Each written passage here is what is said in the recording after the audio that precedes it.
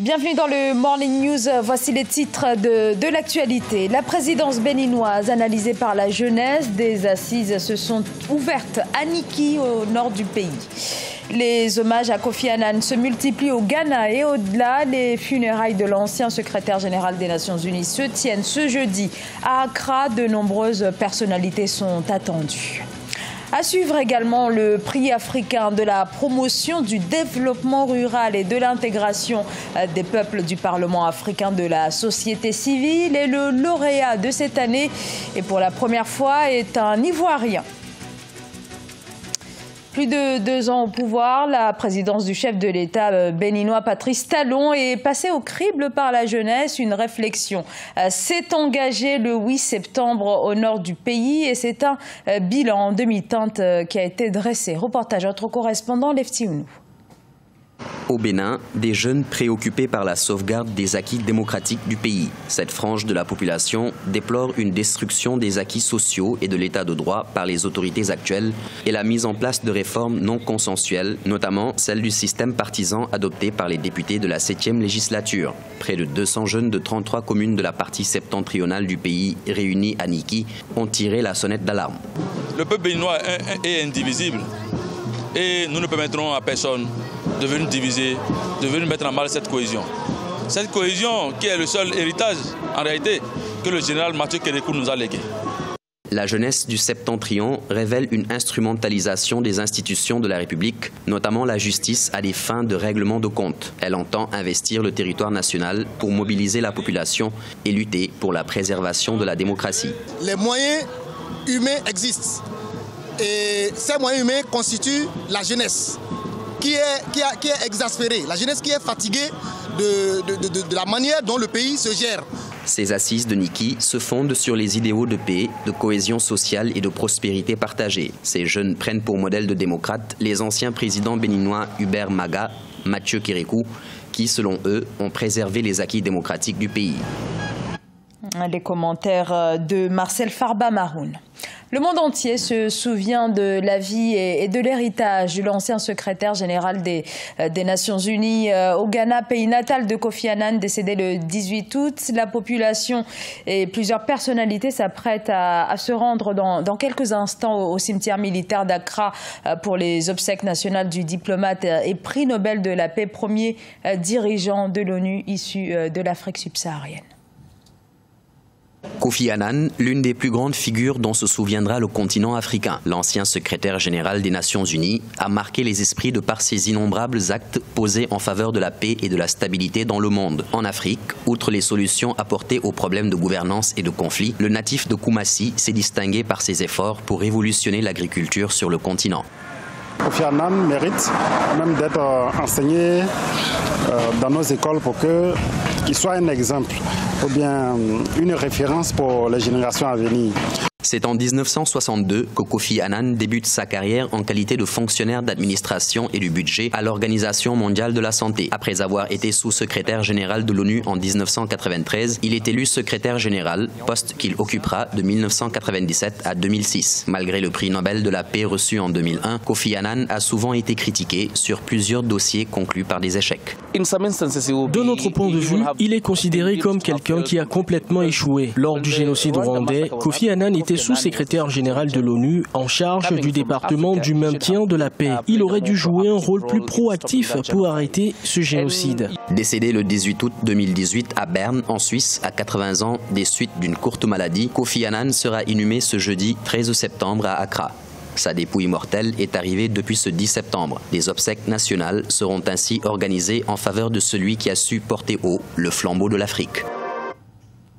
Et dans l'actualité également, la question de la réforme monétaire qui fait son retour au Zimbabwe. Le nouveau ministre des Finances veut relancer le dollar national, monnaie abandonnée il y a près de 10 ans, en 2009, pour le dollar américain dans ce pays en pleine débâcle financière. Explication, Solange Dubois.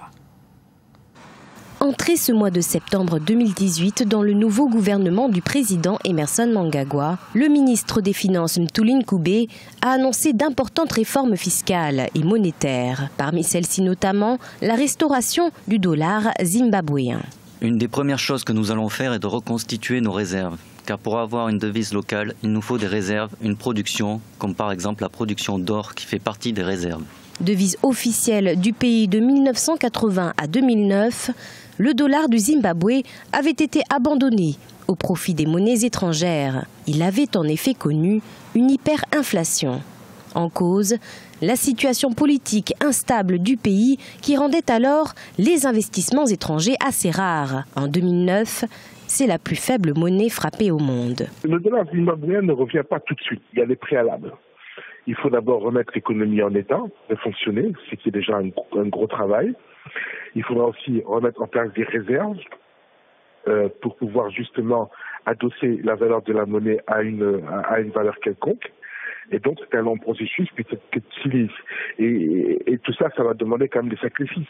Il va falloir couper dans les budgets, il va falloir bloquer des salaires. Il y a tout un travail préalable que le ministre de l'économie et des finances devra mettre en place avant d'arriver à la réintroduction du dollar zimbabwéen. Pour accompagner le retour de la devise nationale, le ministre des Finances compte également renégocier la dette du pays avec ses créanciers, notamment avec la BAD ainsi que la Banque mondiale. À noter qu'en avril 2018, la dette publique du Zimbabwe s'est établie à 2 milliards de dollars, soit environ 90% de son produit intérieur brut. En Égypte, la démographie prend plus que jamais des allures de bombe à retardement. Dans la capitale, par exemple, on compte aujourd'hui 20 millions d'habitants, 50 000 habitants au kilomètre au carré. La capitale est au bord de l'asphyxie. Pour y faire face, le gouvernement annonce la construction de villes nouvelles réparties sur tout le territoire. Solène Duplessis. 20 villes nouvelles devraient être construites en Égypte, un programme ambitieux annoncé par le Premier ministre Mostafa Madbouli. Parmi ces villes figure le projet pharaonique de la nouvelle capitale administrative, construite en plein désert. Une ville qui regroupera toutes les institutions du pays et devrait compter à terme 6 millions d'habitants. L'Égypte a enfin compris qu'il faut investir dans le développement de villes de taille humaine. Et la première considération qu'il devrait avoir, c'est de mettre les villes à côté des activités économiques rentables, c'est-à-dire que ces activités soient industrielles, commerciales, agricoles, de transformation. Des villes nouvelles d'une superficie de 243 000 hectares réparties sur tout le territoire égyptien qui pourront accueillir 30 millions d'habitants. Une initiative qui vise à désengorger les grandes métropoles confrontées à l'augmentation rapide de la population. Selon des estimations, l'Égypte compte plus de 97 millions d'habitants sur son territoire, un chiffre qui pourrait doubler d'ici à 2100. L'augmentation démographique égyptienne est absolument incroyable. Par exemple, au Caire, qui est devenu une mégalopole absolument énorme, ça devient invivable. Donc il y a une qualité de vie en Égypte qui est devenue intenable étant donné la croissance des mégalopoles qui ne s'est pas faite en même temps que la croissance de l'infrastructure et des services. Selon le gouvernement, ces villes nouvelles devraient améliorer la qualité de vie des Égyptiens dans un pays où 40% des habitants vivent sous le seuil de pauvreté. Toutefois, le coût de réalisation n'a pour l'heure pas été dévoilé. Le Parlement africain de la société civile décerne chaque année, vous le savez, un prix d'excellence à un homme d'État, un gouvernement ou toute personne impliquée dans la question du développement du continent. Cette année, ce prix a été attribué à l'Ivoirien Claude Amoundji, chef du village d'Abobo Baoulé. Reportage Oliva Diakotan. Rue bitumée, la promotion de la salubrité au quotidien et le règlement pacifique des conflits sont autant d'actions positives à l'actif du 8e chef du village d'Abobo Baoulé, Claude Djongon Amoundji. Son village est situé au nord-est d'Abidjan et existe depuis le 19e siècle. Sa modernisation est l'un des piliers de son mandat. C'est vraiment un honneur, avec beaucoup de bonheur, surtout pour la population, parce que c'est ça aussi notre rôle. On ne travaille pas pour soi, mais on travaille pour la population. Il faut croire en soi et se faire confiance. Quand on croit en soi, on se fait confiance. Un Africain, quel qu'il soit, de quel niveau, de quel bord qu'il soit, peut réussir. Fort de 4000 habitants, Abobo Baoulé est devenu un village modèle en Côte d'Ivoire. Ici, la tradition et le modernisme parlent régulièrement le même langage. J'invite le monde entier à venir sur place ici, à Abobo Baoulé, pour témoigner du dossier que nous voulons présenter. Un dossier solide qui montre les réalisations de ce village. Et je pense que les médias, comme vous également, pourront participer pour convaincre le Conseil économique et social de choisir le village Abobo Baoulé comme modèle. Les autorités d'Abobo Baoulé ont déjà mobilisé 1,5 milliard de francs CFA pour la construction d'un bassin d'orage pour l'évacuation des eaux de pluie. Elles veulent également doter le village d'un centre commercial. En rappel, le chef Claude Djongon Amondi a reçu le prix africain 2017-2018 de la promotion du développement rural et de l'intégration des peuples. Et ce journal a été réalisé par l'ensemble de la rédaction. Merci de votre fidélité. Dans un instant, une nouvelle édition de l'actualité sur Africa 24.